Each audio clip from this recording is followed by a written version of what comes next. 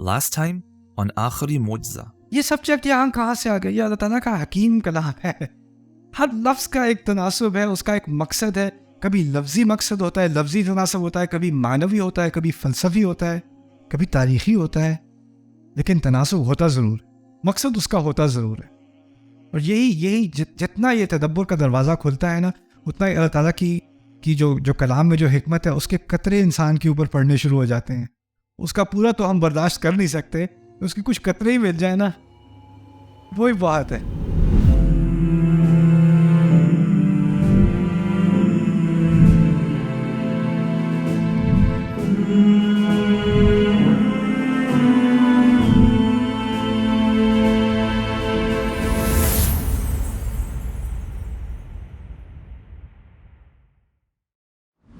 بسم اللہ الرحمن الرحیم. الحمد للہ والصلاۃ والسلام علی رسول اللہ وعلی آلہ وصحبہ اجمعین. آج کا دوسرا سیشن، سورتوں کا آپس میں تعلق. قرآن کی صورتیں، میں نے پہلے سیشن میں بتایا تھا کہ ایک صورت کا اختتام اور دوسری کی ابتدا. اب ہم ایک اور بات کر رہے ہیں. مجموعی حیثیت سے فاتحہ، بقرہ، آل عمران، اس ترتیب میں کیا لاجک ہے، اس کے بارے میں تھوڑی سی باتوں کا جائزہ لیں گے.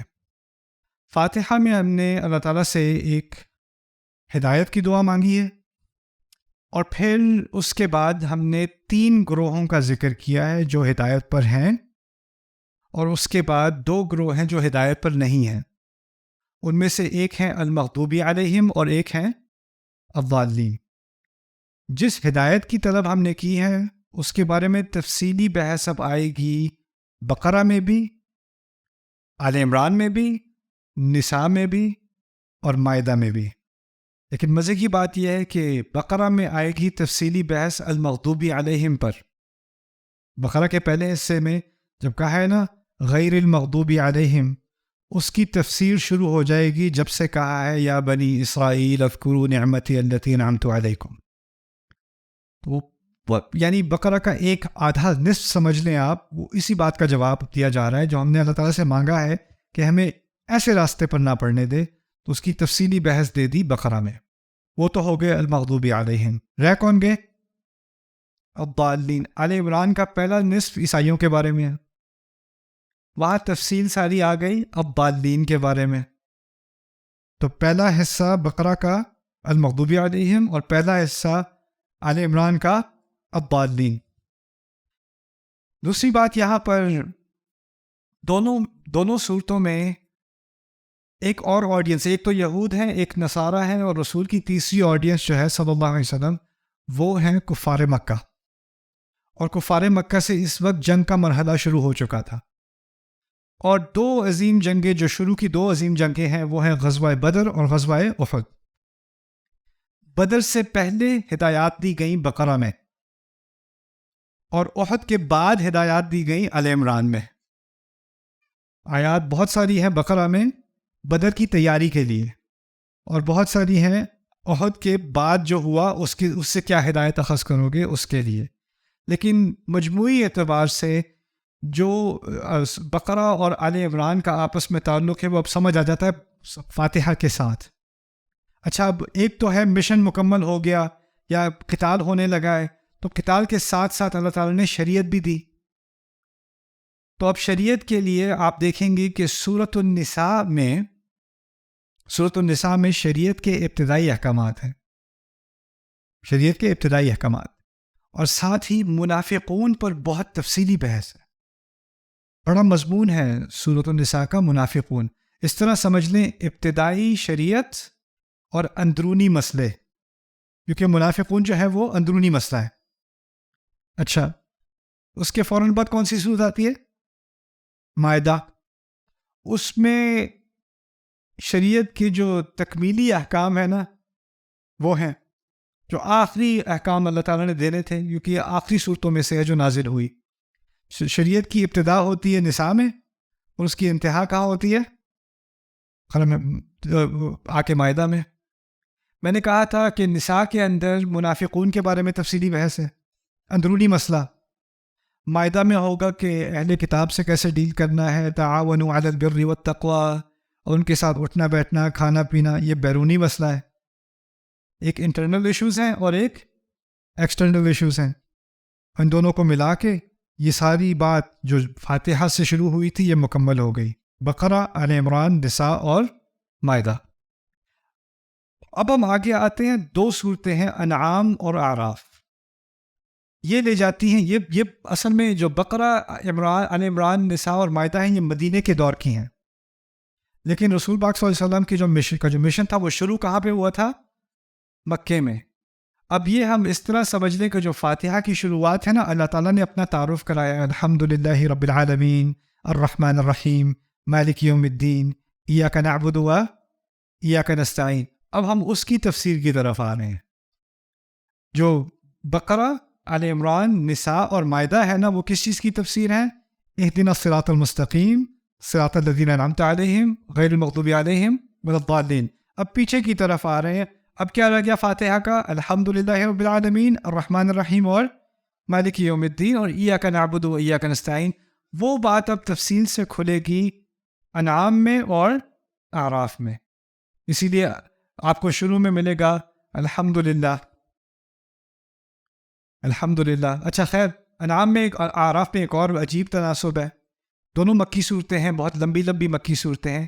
ایک میں اللہ تعالیٰ کی آیات ہیں جن کے ذریعے سے انسان اس نتیجے پر پہنچے کہ ایک ہی رب ہو سکتا ہے، ایک ہی الہ ہو سکتا ہے.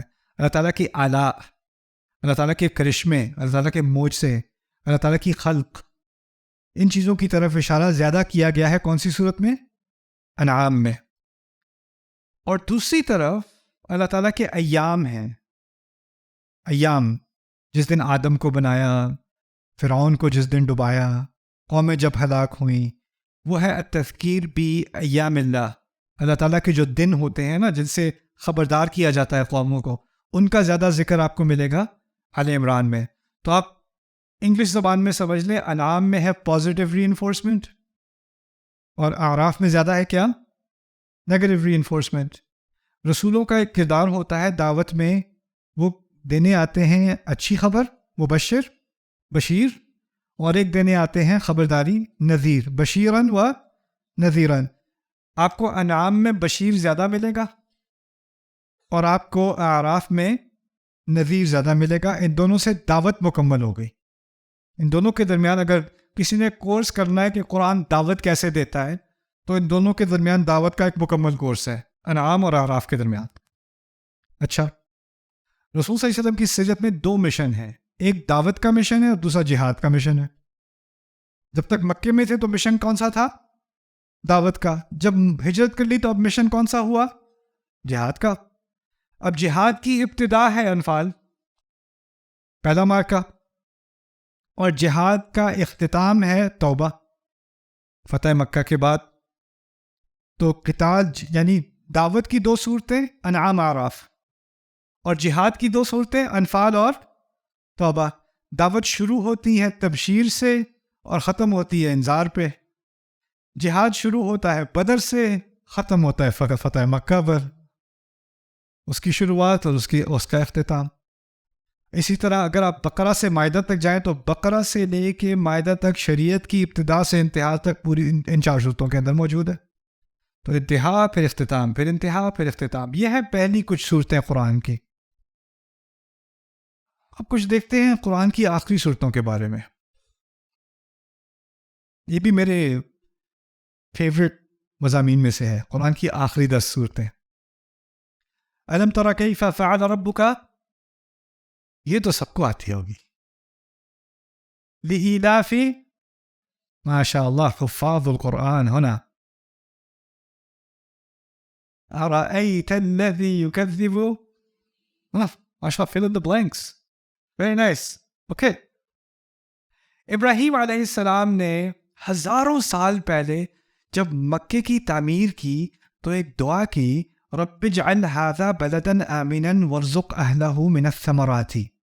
کہتے ہیں میرے رب اس کو ایک پر امن جگہ بنا دینا، اس جگہ کو ایک پر امن شہر بنا دینا، اور اس کے رہنے والوں کو ہر طرح کے پھل کھلانا. اس کا خلاصہ لے لیتے ہیں. ایک دعا کی تھی امن کی، ایک دعا کی تھی رزق کی. یہی بات ہے نا، امن اور رزق. سورۃ الفیل کے بارے میں آپ کو کیا پتہ ہے؟ کیا ہوا تھا؟ ابراہ کی فوج، ہاتھی آ رہے ہیں. کیا چیز خطرے میں ہے؟ امن. اللہ تعالیٰ نے ابراہیم علیہ السلام کی دعا کا جواب ہزاروں سال بعد بھی دیا اور اس کے امن کو برقرار رکھا. ان کی دعا کا پہلا حصہ مکمل ہو گیا سورۃ الفیل میں. ایک حصہ رہ گیا. کیا ہے وہ؟ رزق لإلاف قریش رحلۃ الشتاء والصیف. قریش کی آسانی کے لیے وہ آرام سے سفر کریں گرمیوں میں، سردیوں میں. گرمیوں میں اصل میں یمن کی طرف جانا بہت مشکل ہوتا ہے، گرمی وہاں شدید ہوتی ہے. سردیوں میں شام کی طرف جانا مشکل ہوتا ہے، وہاں سردی شدید ہوتی ہے. تو آسان یہ ہو کہ سردیوں میں جائیں یمن کی طرف اور گرمیوں میں جائیں شام کی طرف، آسانی رہے گی. مسئلہ یہ ہے کہ اگر آسان سیزن میں یمن یعنی سردیوں میں یمن جاؤ گے تو رستے میں ڈاکہ پڑ جائے گا، کیونکہ ڈاکوں کے لیے بھی وہاں پر بیٹھنا آسان ہے اچھے موسم میں. اس طرف سیریا میں جاؤ گے، شام میں جاؤ گے گرمیوں کے موسم میں، وہاں بھی ڈاکہ پڑ جائے گا. قریش کے لیے بڑا آسان کر دیا کہ کوئی ان پہ حملہ نہیں کرتا.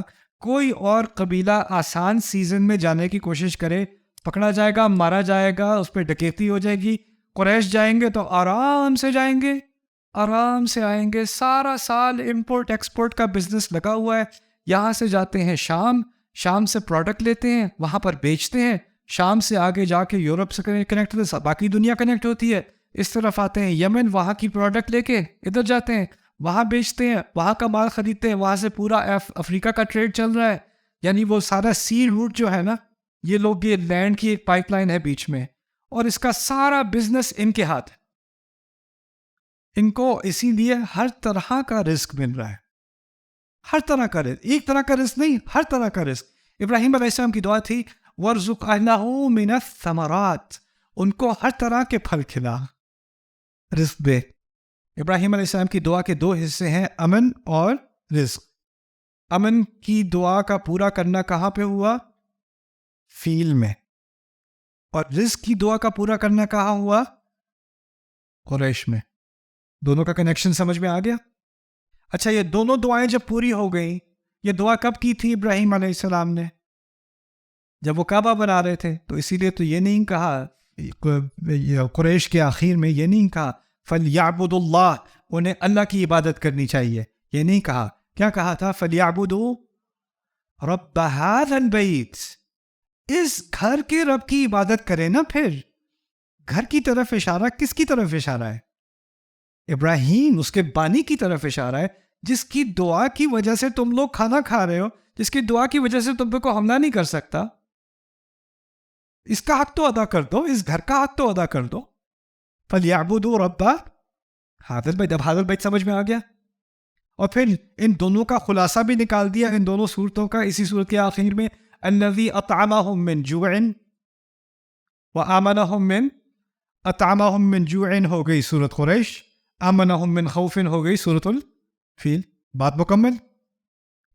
اچھا، اگر تم ابراہیم کی اولاد ہو تو تمہیں ابراہیم کے دین کا علیہ السلام حق ادا کرنا ہوگا. تمہیں جب اس گھر کی ذمہ داری سپرد کی ہے، تمہیں انچارج بنایا ہے، تو تمہیں تو اس کے دین کو برقرار رکھنا ہوگا، اس عظیم ہستی کے علیہ الصلوۃ والسلام. اللہ تعالیٰ پھر پوچھتے ہیں أَرَأَيْتَ الَّذِي يُكَذِّبُ بِالدِّينِ فَذَلِكَ الَّذِي يَدُعُّ الْيَتِيمَ وَلَا يَحُضُّ عَلَىٰ طَعَامِ الْمِسْكِينِ.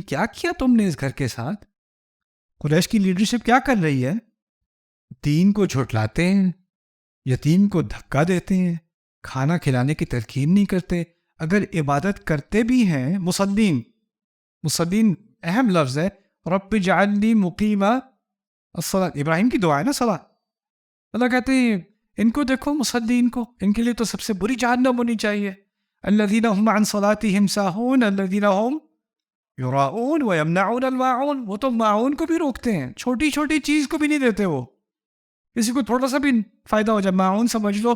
کچھ بچے ہوتے ہیں اسکول میں، آپ لوگوں کے پتہ نہیں اب ہوتے ہوں گے، جب میں چھوٹا تھا تو اسکول میں وہ ایک پینسل کیس لے کے جاتے تھے، میگنیٹ والا، وہ کھلتا ہے، اس کے اندر پوری وہ اریسر کا ایک سیکشن ہوتا ہے اور وہ ہوتا ہے اور اس کے اوپر کوئی روبوٹ بنا ہوتا ہے, کوئی کچھ بنا ہوتا ہے. Remember those things? Oh man, کسی کے پاس تمہارے والے سے اچھا ہو تو سو. اور کچھ بچے ہوتے ہیں ان کے جو ربڑ ہوتے ہیں نا اریسر, وہ بڑے اچھے ہوتے ہیں, اسمیل بھی اس کی اچھی ہوتی ہے. بہت سارے بچے رائٹ. اور پھر تمہارا جو سڑی ہوئی پینسل تمہاری اس کی وجہ سے اس کا ربڑ بھی ٹوٹ گیا تو تم اس سے کہتی ہو زینب ذرا, سوری زینب ذرا دینا ذرا مجھے. نہیں نہیں دے سکتی, میرے پاس نہیں ہے.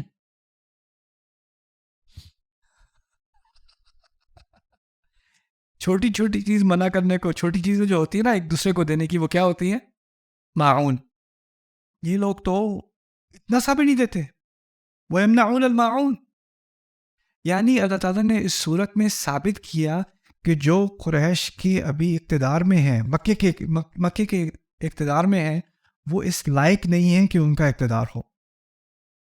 اور لائق کیوں نہیں ہے؟ کہ اصل میں یہ گھر ان کا ہونا تھا جو ابراہیم علیہ السلام کی دی ہوئی تراث پر پورے اترے.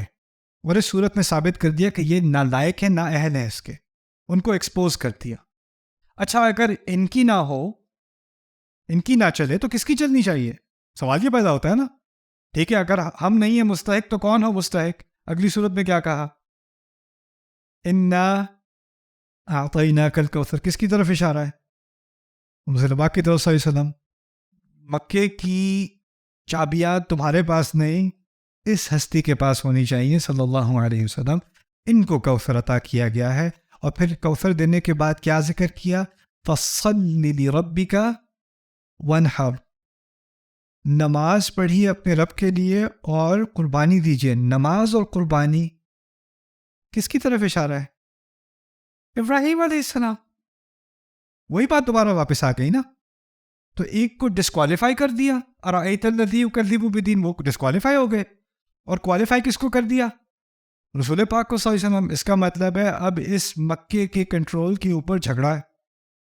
لیکن مسئلہ یہ ہے کہ جھگڑا گھر کے اندرون جھگڑا ہے, کیونکہ رسول بھی قریش سے ہیں علیہ الصلوۃ والسلام, اور قریش باقی بھی قریش وہیں سے ہیں. ہم تو ایک ہی فیملی ہیں, ہم تو ساتھ ہی ہیں.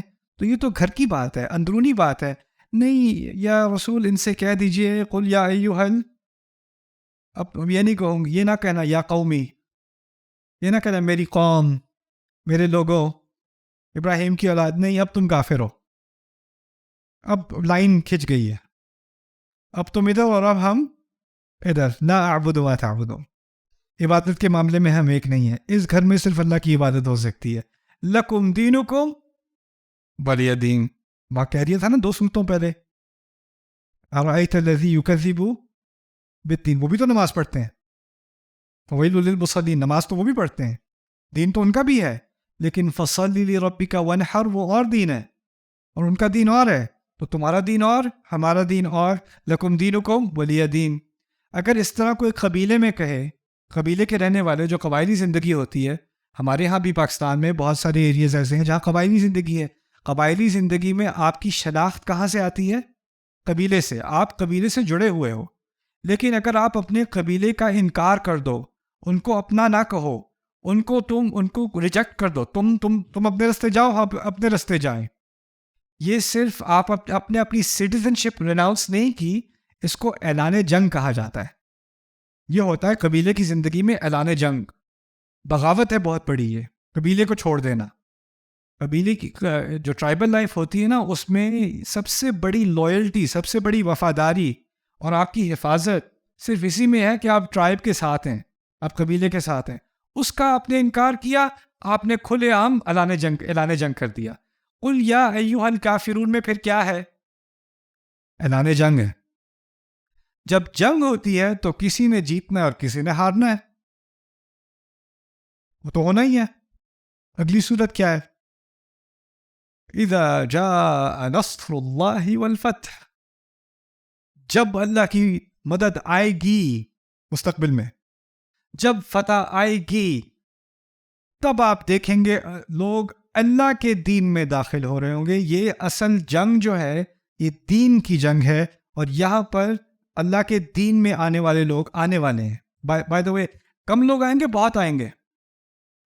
بہت لوگوں کی طرف کس لفظ سے اشارہ ہے اس صورت میں؟ افواجا. افواجا میں کس کی طرف اشارہ ہے؟ بہت سارے لوگوں کا. اب پیچھے جائیے، انا اعطیناک الکوثر، آپ کو بہت زیادہ دیا ہے. کوثر ایک دریا ہے جنت میں، کوثر قرآن بھی ہے، کوثر صحابہ بھی ہے. کوثر نکلا ہے کثرت سے. کثرت ہوتی ہے بہت زیادہ کے لیے. اب بہت زیادہ بھی سامنے آنا شروع ہو گیا. آپ کو بہت بڑی نصرت دی، آپ کو فتح دی جائے گی، اور لوگ بہت ہجوم کے ساتھ اللہ کے دین میں داخل ہونا شروع ہو جائیں گے. وَرَأَيْتَ النَّاسَ يَدْخُلُونَ فِي دِينِ اللَّهِ أَفْوَاجًا. ابھی نہیں ہو رہا، یہ ہوگا. پہلے سے ہی بتا دیا کہ یہ جنگ کون جیتنے والا ہے. لیکن اللہ تعالیٰ نے قرآن میں بتایا ہے ہمیں، وَلَنُذِيقَنَّهُمُ الْعَذَابَ الْأَدْنَىٰ دُونَ الْعَذَابِ الْأَكْبَرِ. ہم انہیں بڑے عذاب سے پہلے چھوٹے عذاب کا کچھ مزہ چکھاتے ہیں. هَذَا عَارِضٌ مُمْطِرُنَا بَلْ هُوَ مَا اسْتَعْجَلْتُمْ بِهِ. عاد نے دیکھا کہ یہ تو بادل آ رہے ہیں، بارش ہوگی. نہیں، یہ وہ عذاب ہے جس کی تمہیں جلدی تھی. تو اللہ تعالیٰ فرعون کو بھی، عاد کو بھی، اور قوموں کو بھی برباد کرنے سے پہلے، انہیں شکست دینے سے پہلے انہیں جھلک دکھا دیتا ہے. اور اہل ایمان کو ایک جھلک دکھا دیتا ہے کہ چھوٹی سی فتح سے تمہیں اندازہ ہو جائے کہ ایک بڑی فتح آنے والی ہے. تو بڑی فتح کا تو ذکر کر دیا، اذا جاء نصر اللہ والفتح. لیکن فی الحال اگر اس کی کوئی چھوٹی سی علامت ہی مل جائے، کوئی اس کی جھلک ہی نظر آ جائے، اگلی صورت میں کیا کہہ دیا؟ تبت یدا ابی لہب وتب. ابو لہب تمہارا سب سے بڑا دشمن، اہل ایمان کا سب سے بڑا دشمن، چلو اس کو راستے سے ہٹا دیتے ہیں. یہ کس چیز کی علامت ہوگی؟ بڑی فتح آنے والی ہے، لیکن اس کا چھوٹا سا ذائقہ بھی لے لو، ابھی لے لو. اچھا، یعنی فتح کی ضمانت بھی مل گئی، اس کی علامت کی ضمانت بھی دے دی. اس کا تو مطلب ہے جیت گئے. لیکن جیتنے کے بعد پتہ ہے کیا ہوتا ہے؟ کبھی کبھی آپ بڑے مشن پہ نکلو اور اس مشن کو آپ حاصل کر لو، کامیاب ہو جاؤ، تو جس نیت سے شروع کیا تھا نا، وہ نیت خراب ہونی شروع ہو جاتی ہے. شروع میں کیمپین چلی انصاف کے لیے، جب اقتدار آ گیا تو پھر تھوڑا انصاف کچا ہونا شروع ہو گیا. وہ جو پہلے کی عزیمت تھی اور پہلے کی جو اخلاص والی نیت تھی، وہ کمزور ہونی شروع ہوگی. کیونکہ جب ایک دفعہ پاور آتی ہے نا، تو اس کے بعد پاور کے ساتھ کیا آتی ہے؟ ساتھ میں کرپشن بھی آتی ہے. تو اگر فتح آ رہی ہے تو کس چیز کا خطرہ ہے فتح کے آنے کے بعد؟ اخلاص کی کمی کا، نیت کے خراب ہونے کا. یہی انسان کی تاریخ ہے کہ نہیں؟ آپ دیکھ لیں، انسان کی تاریخ میں کبھی کبھی ہوتی ہے ریزسٹنس موومنٹ. کوئی جو ہے وہ کوششیں کرتے ہیں کہ یہ باطلانہ نظام یا ظالمانہ نظام، اس کو الٹایا جائے. ہم مائنورٹی میں ہیں، ہم ان کے خلاف بغاوت کریں گے، ہم انصاف لے کر آئیں گے. اور کبھی کبھار ہوتا ہے کہ اللہ تعالیٰ ایسے گروہوں کو کیا نام ہے فتح دے دیتا ہے. ہوتا ہے کہ نہیں؟ اور پھر کچھ سال بعد وہی گروہ جو بڑے خلوص سے انصاف کی بات کر رہا تھا، اب ان کے خلاف کسی کو بغاوت کرنی پڑ رہی ہے، کیونکہ وہی ظالم بن گئے. اب کرپشن آتی ہے کہ نہیں؟ وہ کیسے آتی ہے؟ اخلاص ختم ہو جاتا ہے. اگلی صورت کیا دیا میں؟ قل هو اللہ احد اللہ الصمد لم یلد ولم یولد ولم یکن له کفوا احد. فتح کے آنے سے یہ مت سمجھنا کہ اب تمہیں کسی چیز کی ضرورت نہیں ہے، اب تم مستغنی ہو گئے ہو، اب تم محتاج نہیں رہے. صرف ایک ہی ہے جو کسی کا محتاج نہیں اور سب اس کے محتاج ہیں، وہ ہے اللہ. اور وہ کیا لفظ ہے؟ اللہ الصمد. الصمد. اب یہ بات بھی سمجھا دی. اب اس اخلاص کو تھامے کیسے رکھیں، اس کی حفاظت کیسے کریں؟ یہ اخلاص خراب کیسے ہوتا ہے؟ یہ اخلاص خراب ہوتا ہے ایک تو باہر کے حملوں سے اور ایک اندر کے حملوں سے. اس کے دو شر ہیں، دو حملے ہیں جو اس کو خراب کر سکتے ہیں. اب وہ ایک ایکسٹرنل پرابلم اور ایک internal problem, external attack, internal attack. اور ان دونوں طرف سے حفاظت کرنے کے لیے کیا دے دیا آخر میں؟ دو صورتیں جو حفاظت کرتی ہیں، المعوذتین، قل اعوذ برب الفلق، اور پھر قل اعوذ برب الناس. یعنی یہ تناسب نظر آیا صورتوں کے درمیان؟ ایک سے بات دوسری سے، تیسری سے، چوتھی سے، پانچویں سے، سب ایک ساتھ مل کر ایک بات مکمل کی جا رہی ہے نا. اور اسی طرح قرآن میں کئی مقامات پر آپ کو یہ گروہ نظر آئیں گے، اور ڈاکٹر سامر رائی نے تو پورا شروع سے آخر تک 114 صورتوں کا ایک پورا لیکچر دیا ہے اسی طرح. انشاءاللہ کبھی موقع ملا وہ بھی میں اردو میں کروں گا, اس کو اللہ تعالیٰ نے موقع دیا تو. Okay. Subscribe now to the Bayina YouTube channel to watch the rest of this series and more great content from Ustad Nu'man Ali Khan. Coming up next time on Akhari Mojza. اب صورتوں کی ابتدا اور اختتام میں مناسب یہ اور ہے, پہلے والے سے مختلف ہے. پہلے والا تھا ایک صورت ختم ہوئی اور دوسری صورت شروع ہو رہی, وہ بات ہو رہی تھی. یہاں ہے ایک ہی صورت جہاں شروع ہوئی, جیسے شروع ہوئی اس کے اختتام میں کیا کنیکشن ہے انٹروڈکشن کا اور کنکلوژن کا, ابتدا کا اور اختتام کا. اوکے, سورۃ النجم میں دیکھتے ہیں, چھوٹی سی آیات سے دیکھتے ہیں پہلے.